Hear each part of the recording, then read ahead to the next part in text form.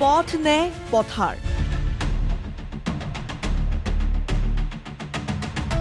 দিছপুৰ সমষ্টিৰ বাট পথৰ দুৰৱস্থাই জ্বলা কলা খুৱাইছে ৰাইজক উন্নয়ন বিচাৰি হাবাথুৰি খাইছে ৰাইজে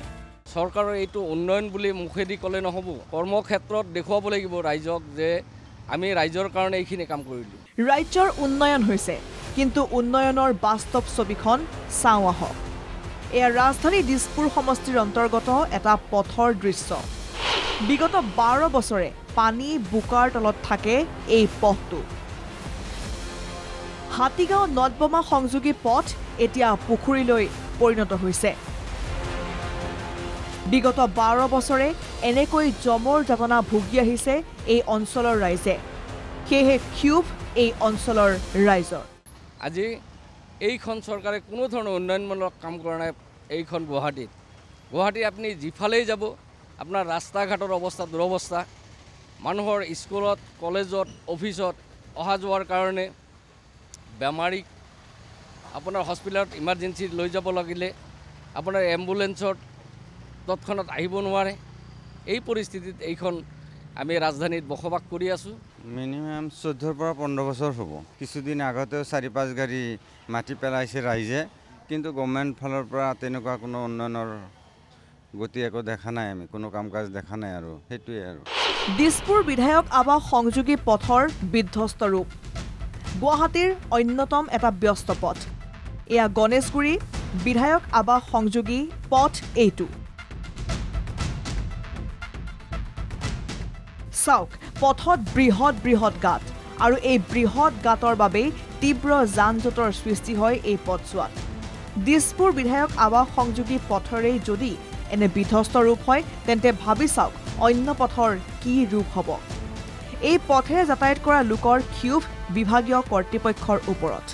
মই ক'ব গ'লে মই ইয়াৰে বাসিন্দা হয় মই গণেশগুৰিত বজাৰত সদায় আহোঁ মই এটা কথা মন কৰি আছোঁ মানে কোনো দায়িত্বজ্ঞান নোহোৱা আমাৰ মানৱ জাতি জীৱশ্ৰেষ্ঠ বুলি কয় কিন্তু জীৱশ্ৰেষ্ঠ মই এতিয়া ক'ব খুজিছোঁ যিমান কাৰ্য মানুহৰ দেখি আছোঁ নিষ্কৃষ্ট প্ৰাণীৰ নিচিনা তুলনা হৈছে কাৰণ মই গণেশগুৰিৰ বা যিটো বজাৰত দেখি যোৱা ৰাস্তা আছে তাতে 1 বছৰৰ পৰাই পানী লিক হয় পাইপৰ পানী 1 বছৰৰ পৰা হয় পানীৰ ওপৰেদি গাড়ী অহা যোৱাতে গাঁত হৈ গৈছে দিছপুৰ সমষ্টিৰ আন এটা ব্যস্ত পথৰ দৃশ্য দেখুৱাম আপোনালোকক 3 বছৰে নিৰ্মাণ হৈয়ে আছে কছাৰী বস্তি GMCH সংযোগী পথ গুৱাহাটী চিকিৎসা মহাবিদ্যালয় হাস্পতাল সংযোগী এই পথটো কিন্তু দুৰ্ভাগ্যজনক কথাটো হৈছে এই পথছোৱা 3 বছৰে সম্পূৰ্ণ নিৰ্মাণ হৈ নুঠিল গুৱাহাটীৰ চানমাৰী জুৰুড সংযোগী পথটো বৃহৎ ফাট গুৱাহাটীৰ অপৰিকল্পিত কাম-কাজক লৈ উদ্বিগ্ন নাগৰিক সমাজ গুৱাহাটীত তীব্ৰ গতিত চলা উন্নয়নমূলক কাৰ্যই ভাবুকি মাতিছে বাসিন্দালৈ এই গুৰুতৰ অভিযোগ ৰিক্লেইম গুৱাহাটী নামৰ সংস্থাটোৰ